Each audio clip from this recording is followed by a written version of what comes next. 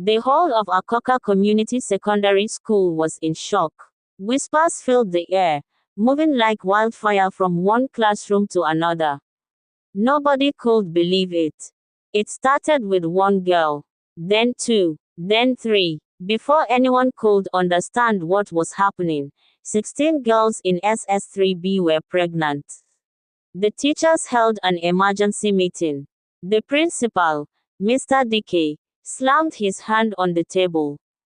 "This is a disgrace, a total embarrassment to this school," he roared. "Who is responsible?"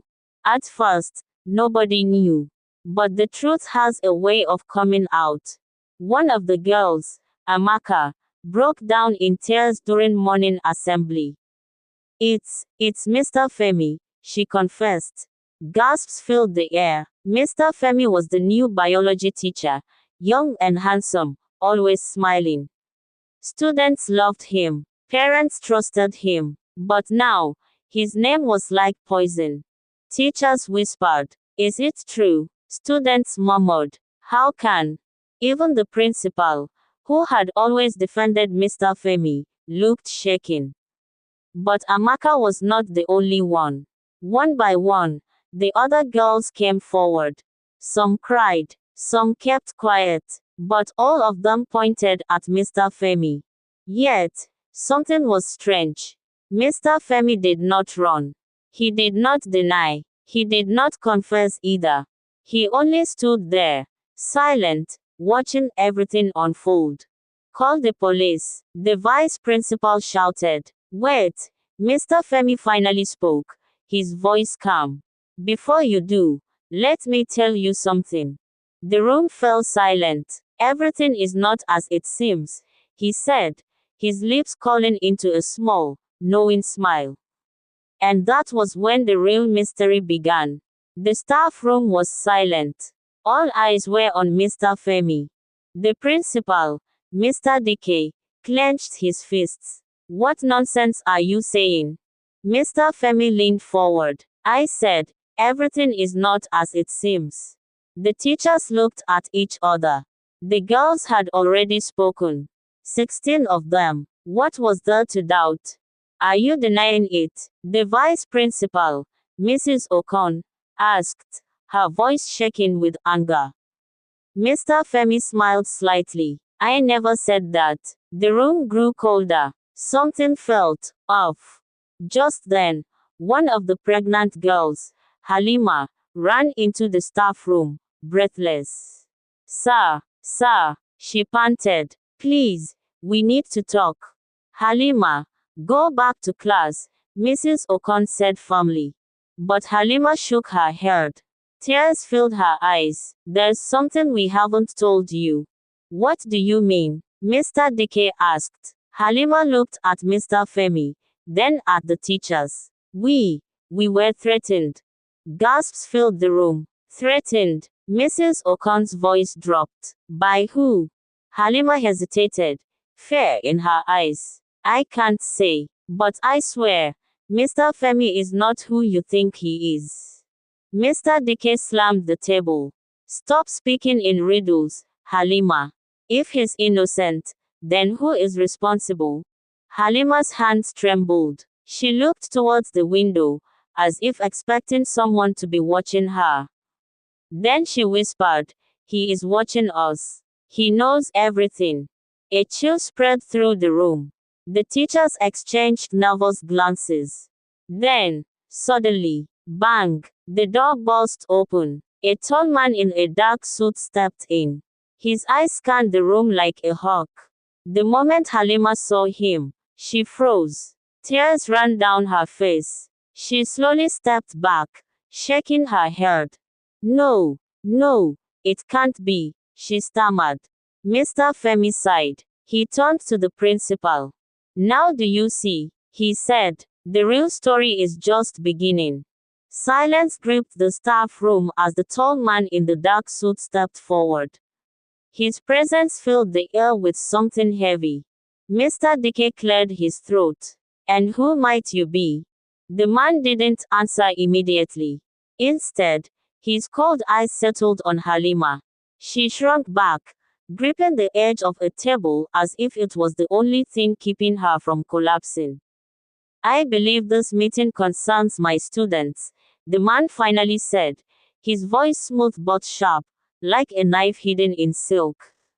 Mrs. Ocon frowned. Your students, who are you? A slow smile crossed his face. You can call me Mr. Kalu. Something about that name sent a shiver through the room. Mr. Femi's face darkened. What do you want here, Kalu? Mr. Femi asked, his voice unusually tense. Mr. Kalu ignored him and turned to Halima. You were about to say something, my dear. Please, go on. Halima shook her head quickly. She took another step back, her hands trembling. Mr. Kalu sighed. No, well, that's unfortunate. Then, something strange happened. Halima's breathing became uneven. Her eyes widened in fear. Then, without another word, she fainted. Gasps filled the room. Somebody get water, Mrs. Ocon shouted. A teacher rushed to get help. But Mr. Femi kept his eyes locked on Mr. Kalu. You did something to her, didn't you? Mr. Kalu chuckled. Now, why would you say that? Because I know who you are, Mr. Femi said. And I know what you're capable of. The tension in the room thickened. The teachers looked between the two men, confused. What's happening here? Mr. Dike demanded. Femi, what do you know? Mr. Femi took a deep breath. He looked at the unconscious Halima, then at Mr. Kalu. Finally, he spoke. This scandal, this whole mess, it has nothing to do with me.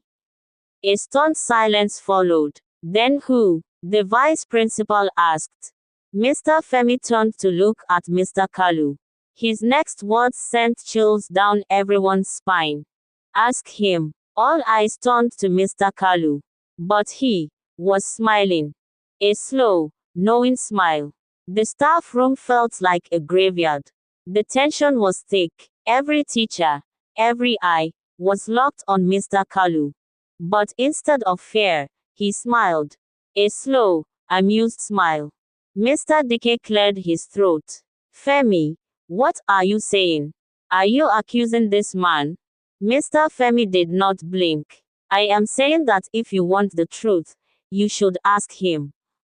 Mr. Kalu chuckled. You always were clever, Femi. But not clever enough. Mrs. Ocon was losing her patience. Somebody had better explain what is going on here. Mr. Kalu folded his arms. All right, since you insist.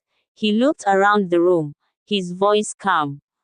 Tell me, do you know who owns this school? Silence. The teachers exchanged confused glances. The government, of course, Mr. Dike said. Mr. Kalu chuckled. That's what they want you to think. A shiver ran through Mr. Femi's spine. He already knew what was coming. Then who? Mrs. Ocon demanded. Mr. Kalu's smile widened. Let's just say, I have a little stake in it. The room fell silent. Mr. Dike blinked. Are you saying, you own this school?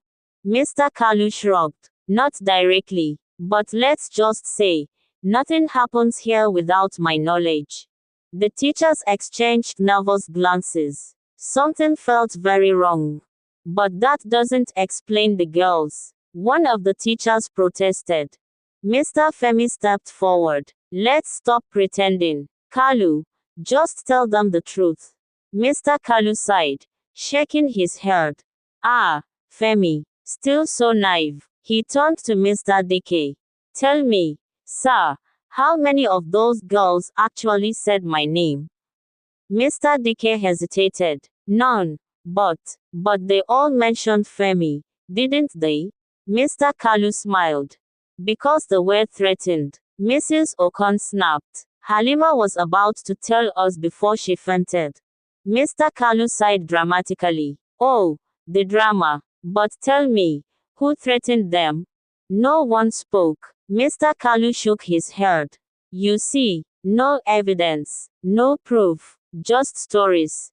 Enough games, Kalu, Mr. Femi snapped. We both know what you've done. Mr. Kalu smirked. And yet, it is your name that is on every student's lips. A dark realization settled in the room. Are you saying this is a setup? One teacher whispered. Mr. Femi clenched his fists. That's exactly what I'm saying. Gasps filled the room. Mr. Dike rubbed his temples. But why? Why would someone set you up like this? Mr. Femi took a deep breath. Now was the moment to reveal the truth. Because, he said slowly, I found out about something I wasn't supposed to know. The teachers leaned in. And what was that? Mrs. Okon asked. Mr. Femi's next words made everyone's blood run cold. That this school is hiding something far worse than pregnant students. A long silence. Then Mr. Kalu laughed. A deep, rich laugh. My dear Femi, he said, shaking his head. You really should have kept your mouth shut. And then, the lights suddenly went out. Darkness swallowed the room. Gasps and shuffling feet filled the air as the teachers panicked. Who turned off the lights? Mr. Dike's voice trembled. Then, a loud thud. A few seconds later, the lights flickered back on. Someone was on the floor. Mr. Femi. Blood trickled from a wound on his forehead. Mrs. Okon screamed. What happened? But Mr. Kalu, he was gone.